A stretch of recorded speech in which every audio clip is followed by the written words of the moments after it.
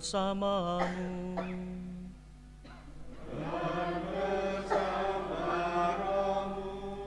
Inilah Injil Yesus Kristus menurut Matius. Dimuliakanlah Tuhan.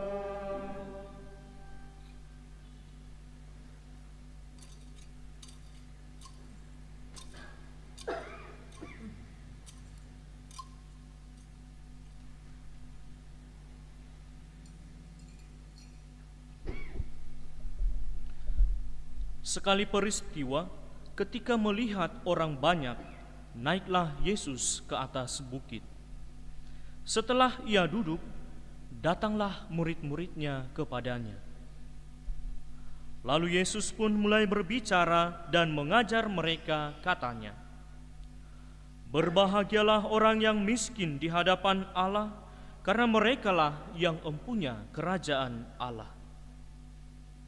Berbahagialah orang yang berduka cita, karena mereka akan dihibur. Berbahagialah orang yang lemah lembut, karena mereka akan memiliki bumi. Berbahagialah orang yang lapar dan haus akan kebenaran, karena mereka akan dipuaskan. Berbahagialah orang yang murah hati, karena mereka akan beroleh kemurahan. Berbahagialah orang yang suci hatinya, karena mereka akan melihat Allah. Berbahagialah orang yang membawa damai, karena mereka akan disebut anak-anak Allah. Berbahagialah orang yang dianiaya demi kebenaran, karena merekalah yang punya kerajaan surga. Berbahagialah kamu jika karena aku kamu dicela dan dianiaya, dan kepadamu difitnahkan segala yang jahat. Bersukacitalah dan bergembiralah, sebab besarlah upahmu di surga."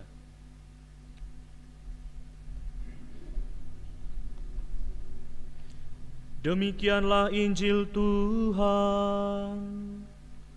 Terpujilah Kristus.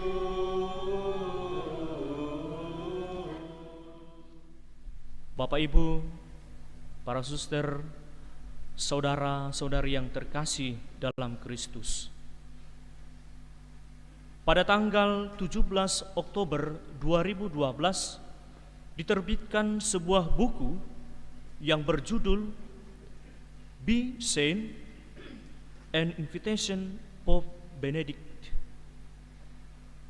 Buku ini mendapat inspirasi dari Paus Benediktus ke-16 ketika berbicara dengan anak-anak dalam kunjungan pastoralnya ke Inggris. Pada kesempatan itu, Paus Benediktus mengatakan kepada anak-anak bahwa jika kita bertumbuh dalam suasana persahabatan yang mendalam dengan Allah, maka kita akan menemukan kebahagiaan sejati dan kita menjadi kudus. Persahabatan atau persekutuan yang mendalam dengan Allah, bukan dengan yang lain, dengan Allah, bukan dengan gadget, alat-alat elektronik, tetapi membangun persekutuan dengan Allah. Perkataan ini sangat meneguhkan, bukan saja untuk anak-anak yang dikunjunginya, tetapi juga bagi semua keluarga Katolik untuk menciptakan suasana yang bagus dan harmonis yang bisa mendukung kekudusan setiap pribadi di dalam keluarga kita masing-masing. Bapak, Ibu, saudara-saudari yang terkasih dalam Kristus, seperti yang saya katakan, pada hari ini kita merayakan hari raya semua orang kudus. Dalam syahadat para rasul yang selalu kita ungkapkan, kita selalu mengatakan iman kita dengan bangga bahwa kita semua percaya adanya persekutuan para kudus.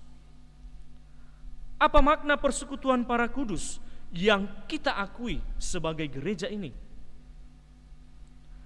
Katekismus Gereja Katolik mengajarkan bahwa persekutuan para kudus terdiri atas semua manusia yang menempatkan harapan mereka dalam Kristus serta menjadi miliknya melalui baptisan.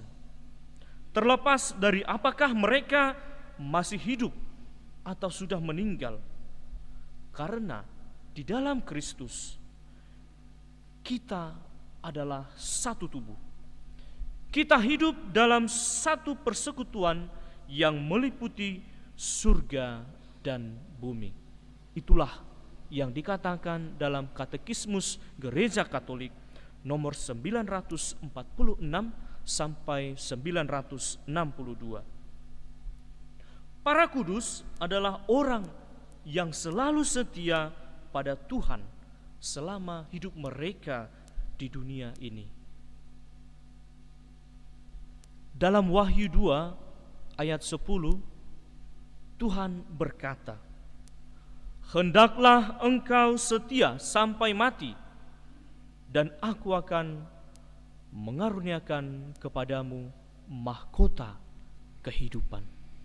Setia sampai mati. Sebagai apa?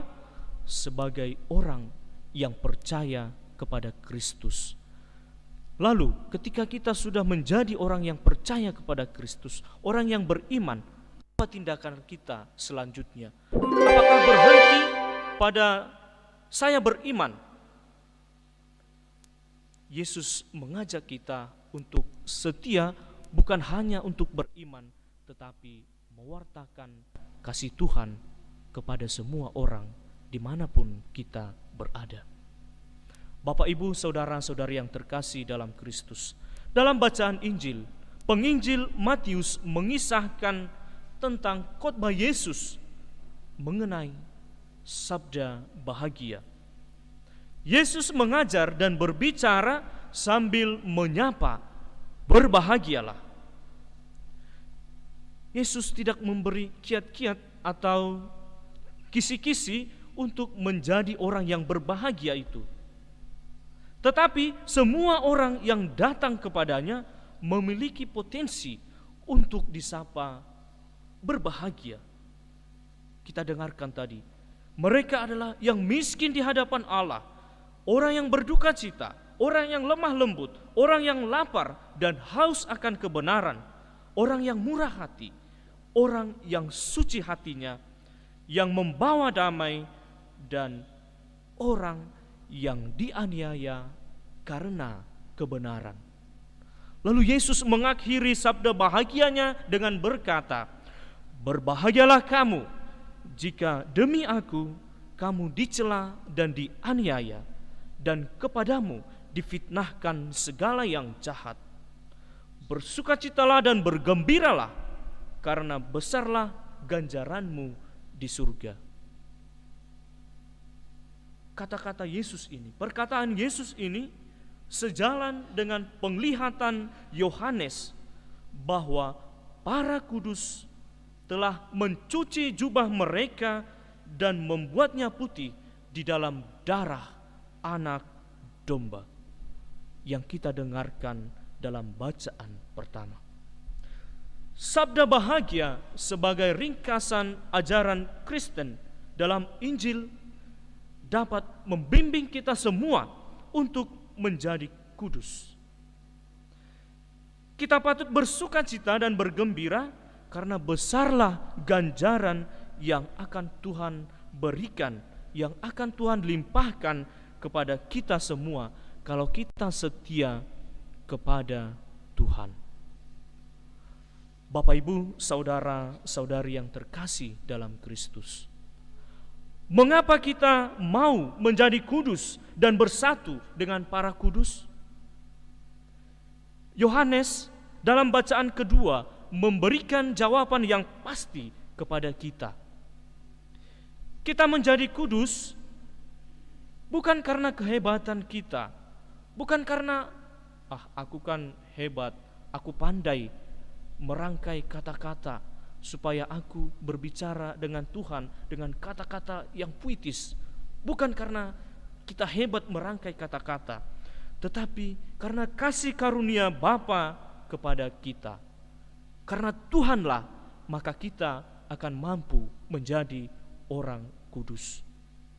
Dengan kasih-Nya, maka kita pun menjadi anak-anak Allah.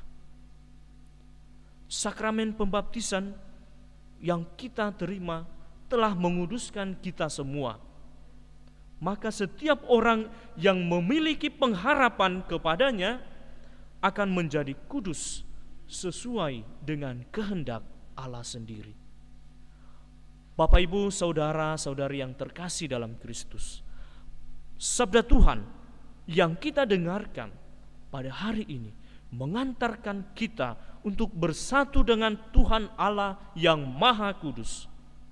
Kekudusan adalah rencana dan kuasa Allah yang diberikan kepada setiap orang yang dibaptis. Kekudusan itu diberikan kepada kita semua. Tergantung bagaimana kita menanggapi Tuhan yang kita terima. Dan kita tahu bahwa tujuan hidup kita di dunia ini adalah bukan supaya kita menjadi sumber bencana bagi orang lain, bukan menjadi sumber malapetaka, bukan menjadi sumber perpecahan di tengah-tengah masyarakat.